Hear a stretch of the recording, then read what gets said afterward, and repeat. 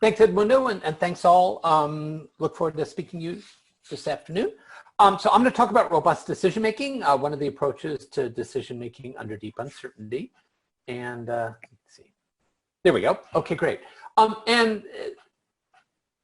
the entire field of decision-making under deep uncertainty in many ways is motivated by this question. Certainly that's one of my great interests is how do we use quantitative information to make good policy choices? And so, yeah. We don't see your slides yet. Can you click on the share button? Oh, I have to, yeah, let me do that. Okay. Let's see. Okay. Great. Okay, good. Perfect. Do you see them now? Okay, great. Yes. All right. Just to start again.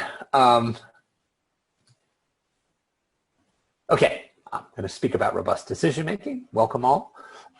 Great. So here's really the motivating question behind much of my work is how to use quantitative information to make good policy choices. And in many areas, quantitative information is absolutely indispensable to see our way through the challenges.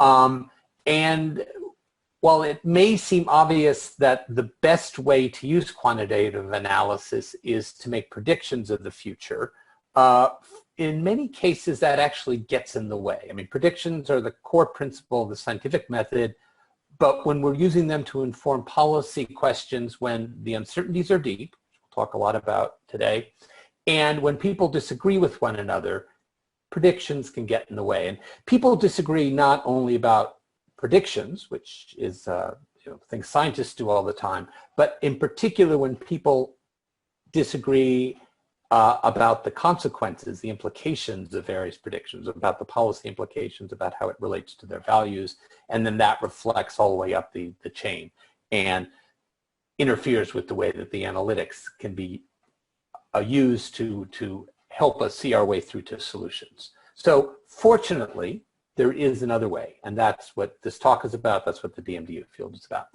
So traditional risk management generally begins with a consensus understanding of the future. So this is much of decision analytics, much of the way one traditionally thinks of risk management. So this is a form called predict and act. We first say, what will future conditions be in the sort of simplest cases? People, make point forecasts for the future. Maybe they make one or two scenarios. In the full, most sophisticated way, one has a joint probability distribution over a set of future states of the world. Once we have a picture of what the future will be, we can use that to rank different policy alternatives, and then we may do some sensitivity analysis to see how sensitive our recommendation is to our assumptions. And this is predict then act, because we start with this prediction, this agreed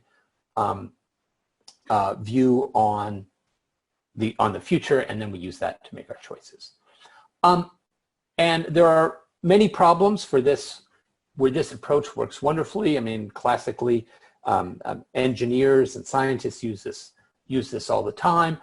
And this works well for systems which are complicated, which, here's a standard definition from the complexity literature, but a system that has many nested components, but you can understand it through reductionism, looking at each piece individually.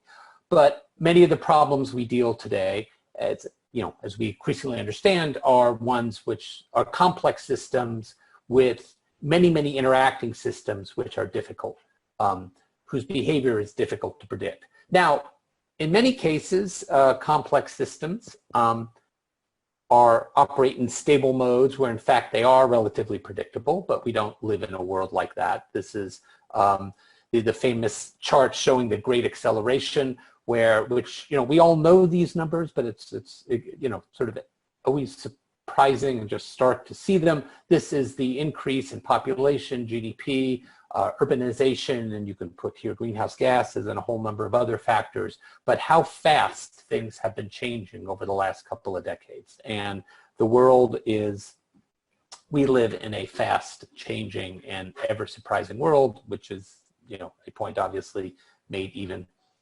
easier to discuss while we're all locked down with this pandemic, which was not really on our radar screens just a couple of months ago.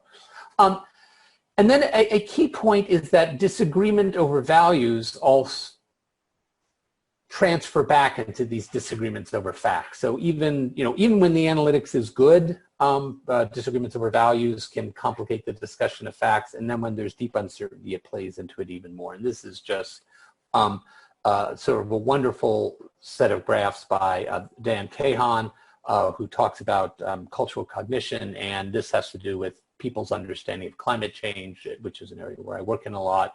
And so you can ask people, you can measure people's scientific and what they call ordinary scientific intelligence.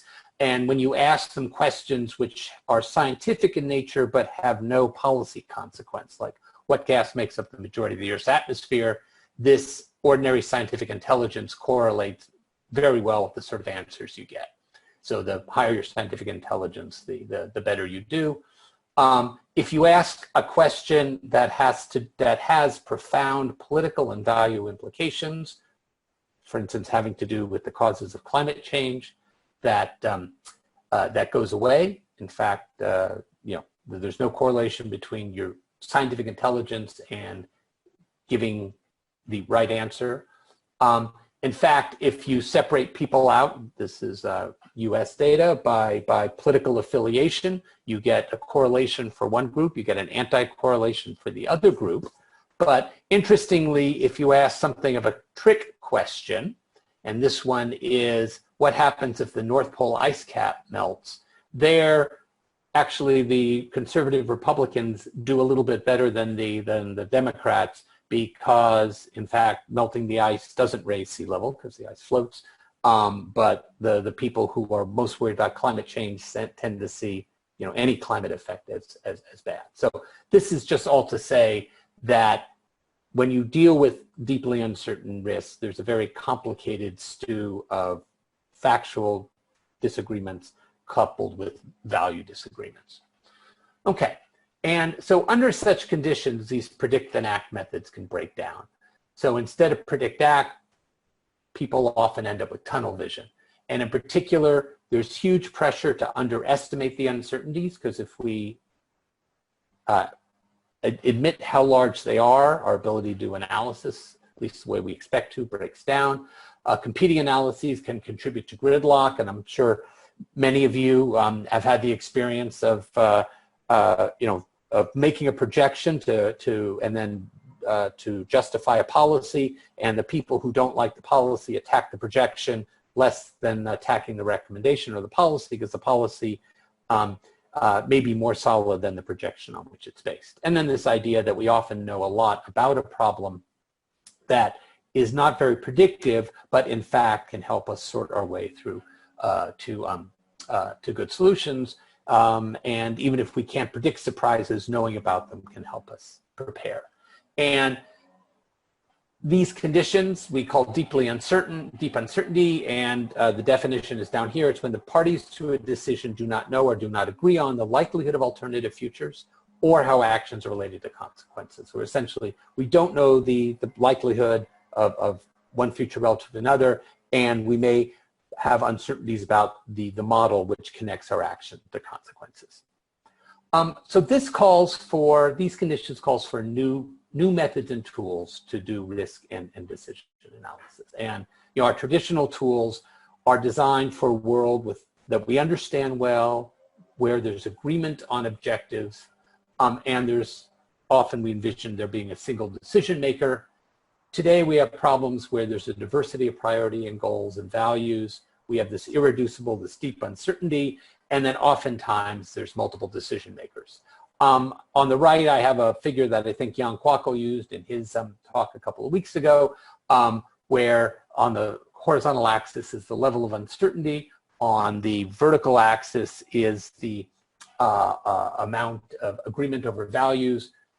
Most of our traditional tools are down in the lower left, where we're certain and we have a single measure of goodness, or we have risk that is well characterized by probabilities, and many real-world problems are up in the upper right-hand corner. And then I think Pat Reed is going to talk in a week or two in this seminar series and discuss probably a little bit about this multiple decision maker problem, which she's got some very nice examples. Okay, great. So I'm going to talk about robust decision making, which is one of these DMDU methods, give you an example application which shows you how it works, and then step back a little bit, discuss how you might use it, and discuss how it can help sort our way through these wicked problems and often support deliberations on these wicked problems. So for those of you who haven't seen it, there's a recent book out on decision-making under deep uncertainty. It goes through a whole variety of methods. This talk's focusing on robust decision-making. From my point of view, these are all variations on the theme. We could talk more about that if you like in the question period. Okay, what is RDM? This tries to capture it on a single slide. It's an iterative, multi-scenario, multi-objective decision analytic framework that helps us find robust strategies, those that work well over a wide range of futures and therefore are their good performance is relatively insensitive to the things we don't know about the future. It helps us characterize the vulnerabilities of such strategies, that after we've made ourselves invulnerable to many uncertainties, what are the key ones that remain, and help us understand the trade-offs among robust strategies. And fundamentally, RDM rests on just a very simple concept that rather than use our analytics, computers, models, and data as tools to predict the future, we're going to use them as exploratory devices to scan over many thousands to millions of futures, which computers can do for us, stress test policies against those futures, and use the results of those stress tests to help identify more robust strategies. And one way to think about this is we're essentially, instead of this predict then act flow, we're turning our analytics around, running the analysis backwards. So instead of starting out with what will future conditions be and going from there, we start out with one or more proposed strategies. This is what we might do, or here are some options. We use our analytics to answer the stress test those policies and answer the question, what sorts of futures will this policy meet our goals? Where will it miss our goals? Or if I've got a strategy A, a strategy B, under what sorts of futures should I prefer A to B, vice versa? Where are they roughly the same? And then use that information to think about how to improve our option set, what are the trade-offs among options, and ultimately help us decide which option to choose.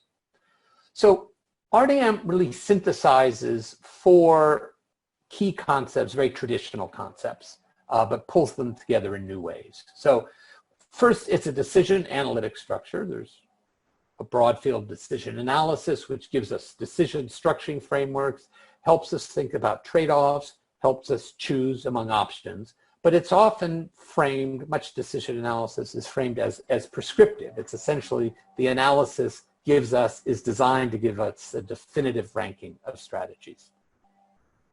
A second idea is that of scenarios, where we lay out multiple worldviews, not privileging one over the other.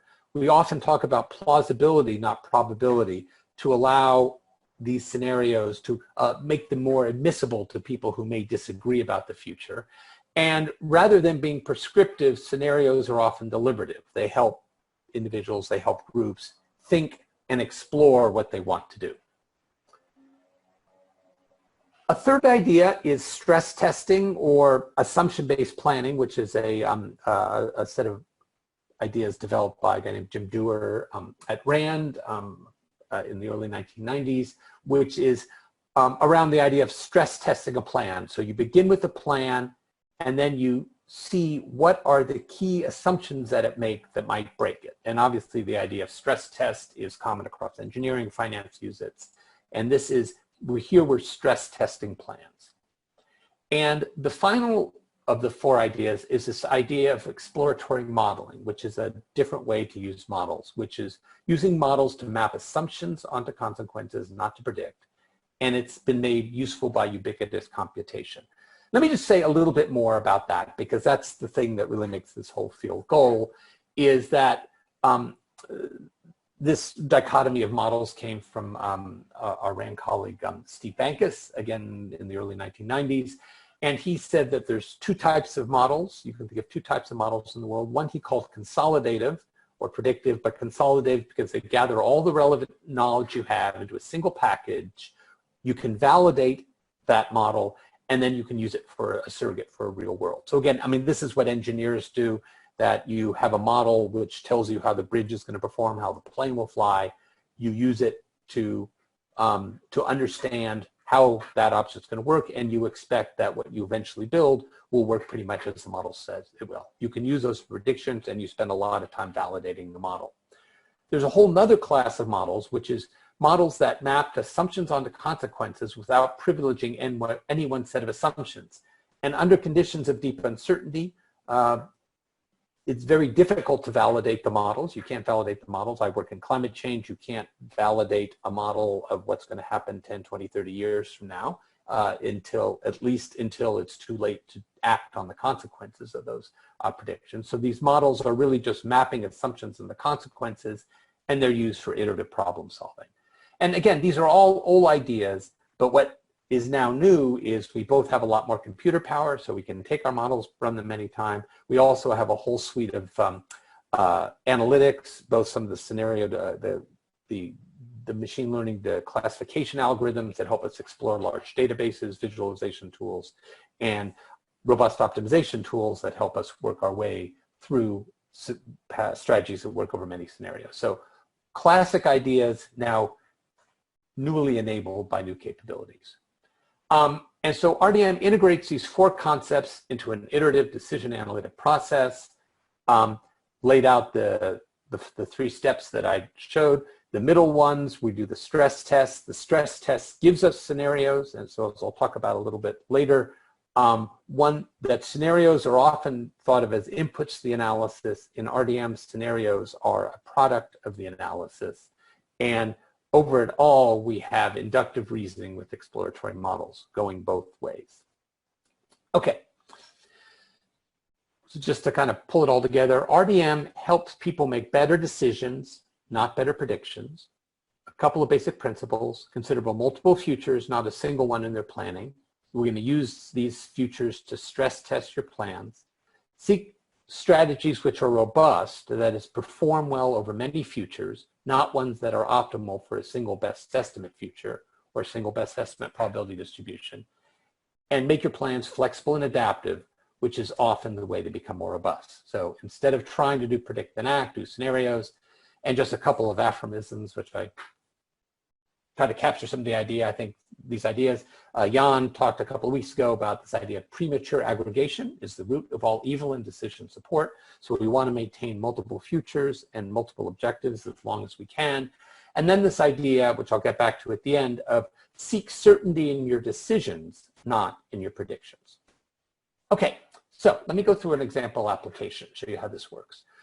So this is a study we did a couple years ago, and the going in question is, can Los Angeles meet its water quality goals in the face of climate change? So the city of Los Angeles was preparing water quality plans to meet federal water and state water quality targets for the Los Angeles River. So this is the pictures, the hills looking down into the San Fernando Valley where the Los Angeles River flows and curls around downtown and then down out to the ocean. So LA put together plans to meet these targets. Its consultants came up with a plan that looked roughly like this. This was a big optimization over the expected flows in the river, and not to go into the details, but about 45% of the plan measured in terms of how much pollutants were getting captured are in big regional projects, spreading basins, that sort of thing.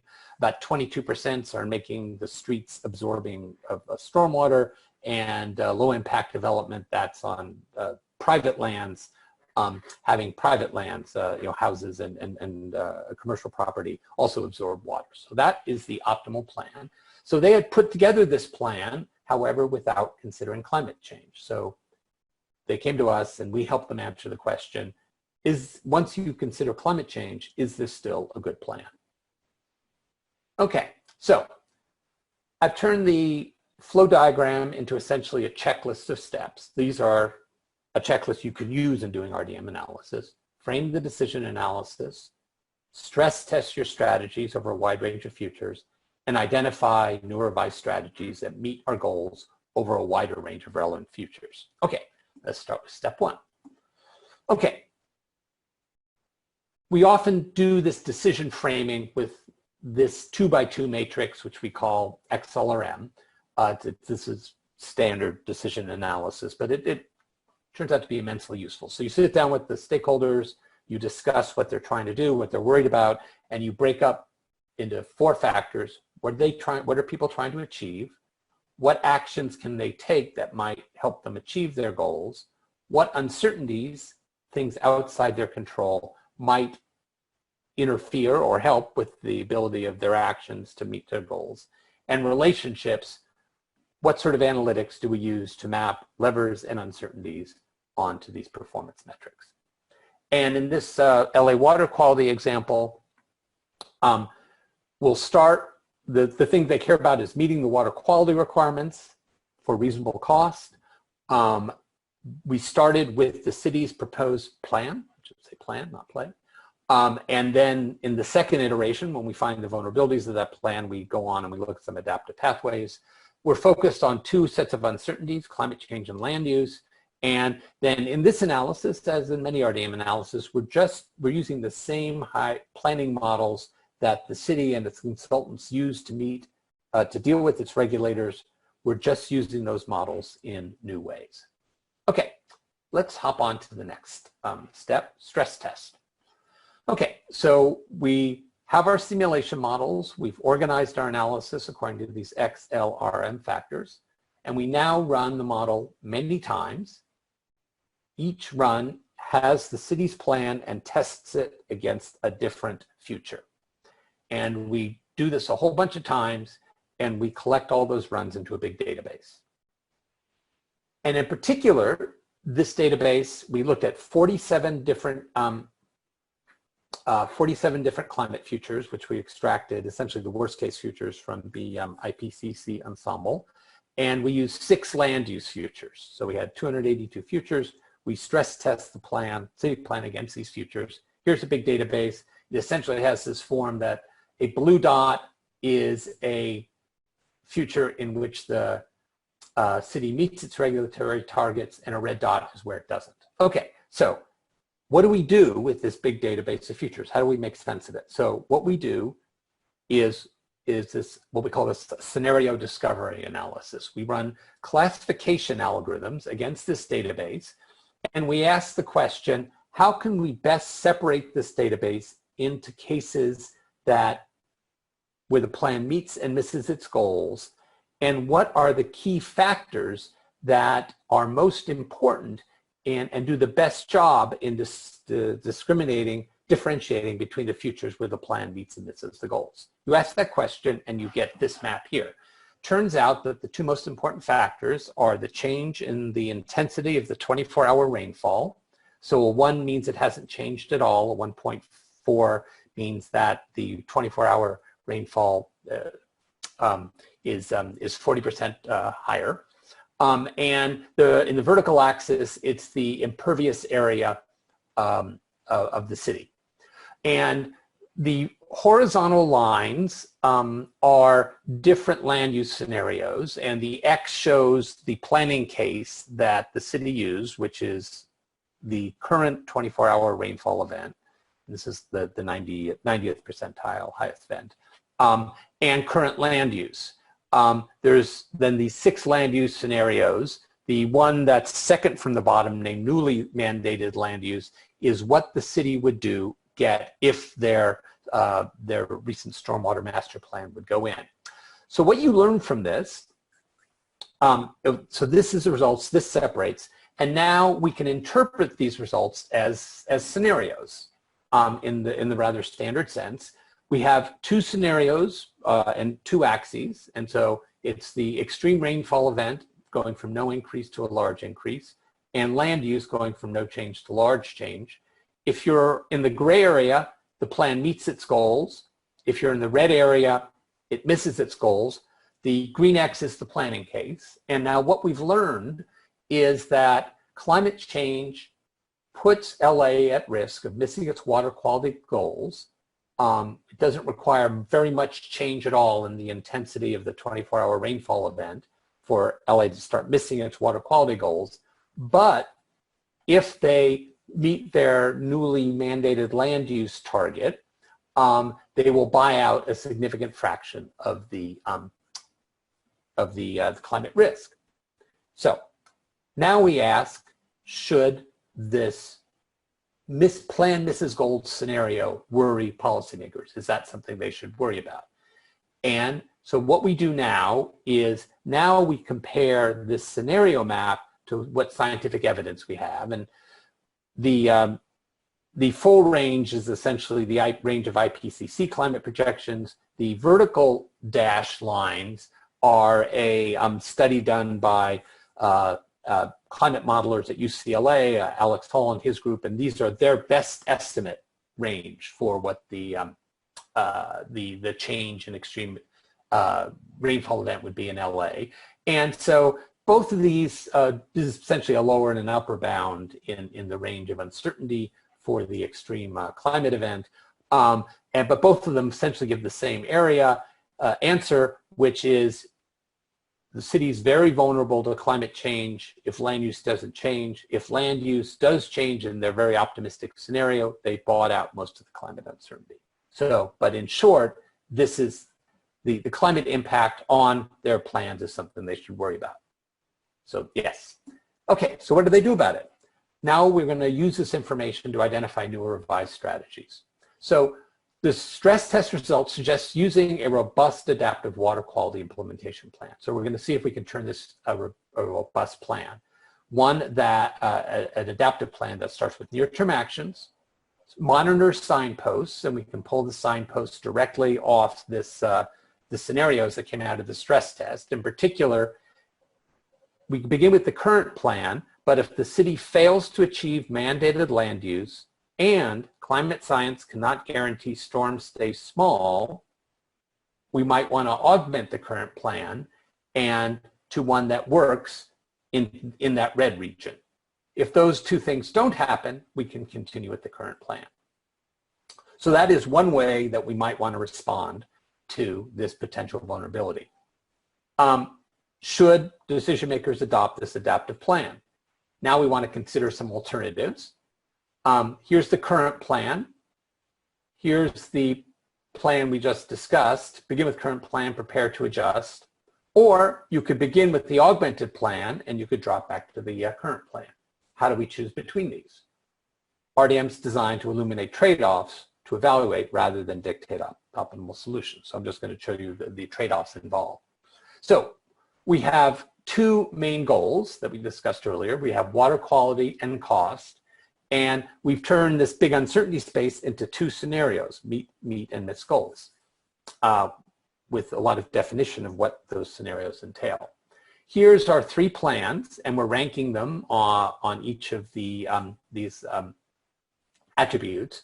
All of these plans meet water quality, but the current plan meets it at lowest cost. The augmented plan meets it at the highest cost. With the current plan, prepare to adjust, in between, it's costs a little bit more than the current plan because you have to prepare to adjust, maybe by putting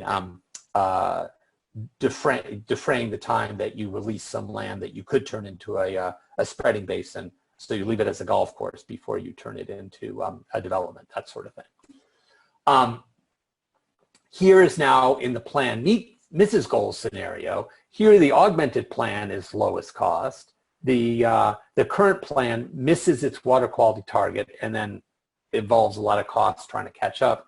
And the current plan is, again, slightly higher because it incurs costs in monitoring and being flexible.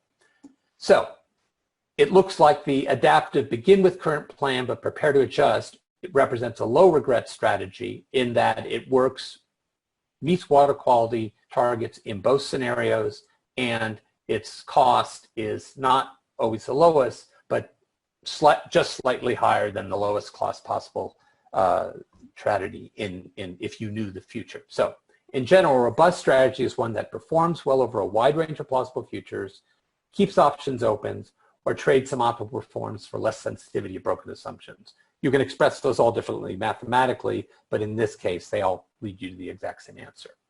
Okay, let me just talk a little bit about how you would do this in practice and how this can support the liberation of wicked problems. So under what conditions is RDM most useful? Really, as you look at a problem, there's sort of three main things you want to look at. How deep is the uncertainty? How rich is your decision space, which I've labeled here as hedging opportunities? And how complex is the situation? And that's essentially a heuristic for how well can you guess the appropriate scenarios and all their key drivers. So if the uncertainty is not deep, if it's well characterized, or you have few hedging options, a predict and act approach, basically making your best estimates of the probabilities, is the better thing to do. But the deeper the uncertainty gets and the more opportunities you have to hedge, to have a rich decision space where you can begin to make policies that are adaptive over time, have a lot of different combinations of things you can do to give you a chance to come up with something that might be robust. The more robust decision making starts to make lots of sense. And then on this complexity axis, if a bunch of experienced people can sit down, come up with a few scenarios that make sense to them and that everybody that they're communicating with is going to agree with, then you can just do traditional scenario planning. But if the scenarios aren't obvious or you need a way to justify them to an audience, again, robust decision making starts to be an important thing to do. How do you get started with RDM? Well, to do this in an organization,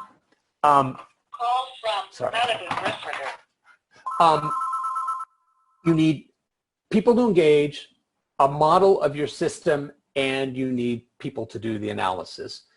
In the analysis I just showed you, we use an existing model, which is often you can do a lot with. In some cases, you need to build a new model built for purpose, particularly one that's designed to look at adaptive strategies, to get some of the more uncertain but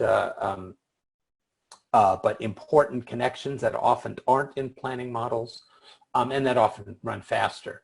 There's increasingly a set of software to help you do this sort of analysis. There's the scenario discovery software that I showed. There's software to help you, you can wrap around models and run them many times. The deep uncertainty site talks all about those. In some sense, the people to engage is the biggest challenge, and it's often a challenge to bring RDM into an organization, but you can start with qualitative RDM methods, scenario methods, and then start moving to quantitative methods. You can adopt RDM incrementally, say in part of a planning cycle, and then move it out more broadly. Or this idea of a shadow process where you've got a traditional planning process running and you do an RDM analysis alongside of it. They talk to one another, and as people get comfortable with the RDM analysis, they can start bringing it into the organization. Where can RDM go wrong? It's often more work than predict and act. You've got to run the model more times. You've got to do things that are maybe less familiar than you're used to doing. Oftentimes, if you've got a planning model that you've started, that you've been using to set it up, often one of the biggest barriers is just to set it up so you can run multiple times. You need at least some solid information. Yes, we're looking at worlds of deep uncertainty, but you need enough information that you can differentiate, find robust plans and make arguments that they indeed are robust. Oftentimes the models you have focus on certain questions and they don't get at the, they anchor you in certain parts of the system and make it hard to get to other parts of the system. And then it's a new approach so that lots of people, at least when they start, do it poorly. Now let me jump back and discuss this idea of wicked problems. And so, many of us are familiar with this, Riddle and Weber's famous paradox that the more skilled policy professionals get at analysis, the less people seem to listen to them. And the explanation for this, according to Riddle and Weber, is this idea of wicked problems. With tame problems, everyone agrees on the problem and objectives, so the experts can helpfully propose and implement the best answer. They contrast this to wicked problems, where people can test virtually every aspect of the problem, including what the problem is. And addressing wicked problems often requires an ability and a propensity to look at the world from many different worldviews, different clusters of beliefs, values, and preferences, and then engage in this iterative process of problem reframing, looking at the problem from different vantages, doing that in a deliberative process to see if one can't find a way to look at the problem which facilitates compromise on common actions. The problem is that while we often need quantitative information, predict and act analytic tools are not often well designed for this sort of reframing process, because the analysis is organized around predictions, and the predictions basically privilege a particular worldview, a particular problem framing over others, and therefore can get in the way of this recognizing multiple worldviews and this process of iterative reframing. Often deliberative processes do help for wicked problems and do help you go through this process of frame reflection.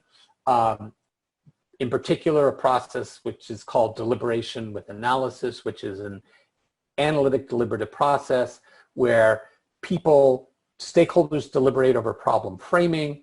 The analysts then provide policy relevant information related to those framing or framings. The stakeholders deliberate again and give new instructions back to the analysts, and you go back and forth like this. And this is a particularly useful process. We've used this in many of our RDM engagements. It's particularly useful where stakeholders, new framings emerge through stakeholders' interaction with each other and the analytics.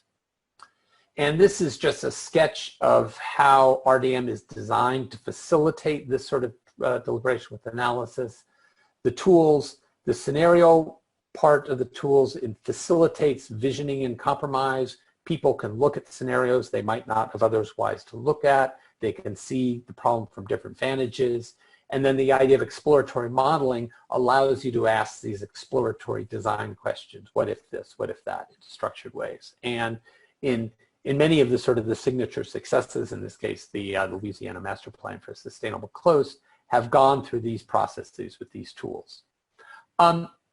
It's interesting to ask, to what extent are the tools helping, and how do they help? That's obviously a hard thing to get at. There is an evaluation literature in the DMDU world. This is a study we did a couple of years ago, which we call testing the scenario hypothesis, where we set up in a laboratory setting the sort of process we had up there and tested predictions, forecasts based on probabilities versus a more scenario-based framing. And indeed, in this particular case at least, found that the scenario framing encouraged people to take a broader vantage and did do a much better job, of finding robust strategies than did the probabilistic forecast. So at least you can create laboratory settings where you see some of these things occur in testable ways. So just return to the basic principles.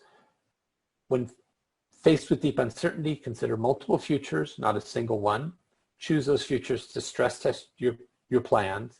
Seek robust plans, not ones that are optimal on a single best estimate future. Make plans flexible and adaptive, and use analytics to facilitate exploration and problem solving, not using the computer to tell people what to do. And just to end on this idea that RDM helps decision makers plan with confidence under conditions of deep uncertainty, or in other words, place their confidence in the plan and not the predictions. And so I very much like the upper quote. This is with one of the water agencies we were working with. They were in a big public meeting.